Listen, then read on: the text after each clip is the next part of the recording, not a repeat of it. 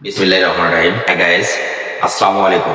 দাঁতের স্থায়ী ফিলিং নাকি ক্যাপ কোনটা কখন দরকার হয় এই বিষয় নিয়ে আমরা আজকে আলোচনা করব। অনেক রোগী একটা বিষয় নিয়ে বিভ্রান্ত হয়। এই বিষয় আজকে আমরা চলুন সহজভাবে বোঝার চেষ্টা করি। স্থায়ী ফিলিংস কি এবং কখন করা হয়? দাঁতের ছোট বা মাঝারি গর্ত ক্যাভিটি থাকলে, দাঁতের পোকা বা ক্ষয় প্রাথমিক অবস্থায় থাকলে, রুট ক্যানেল না করে দাঁত বাঁচানো যায় এমন ক্ষেত্রে সামান্য ভাঙা বা ক্ষয় হওয়ার আগে মেরামত করতে। উপকারিতা: দাঁতকে আরো ক্ষয় থেকে রক্ষা করে, ব্যথা ও সংবেদন কমায়, প্রাকৃতিক দাঁতের গঠন ও সৌন্দর্য বজায় থাকে। ক্যাপ বা ক্রাউন কখন করা হয়?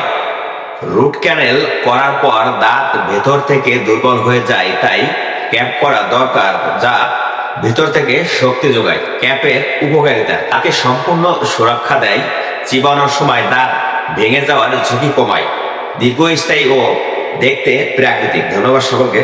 আসসালামু আলাইকুম।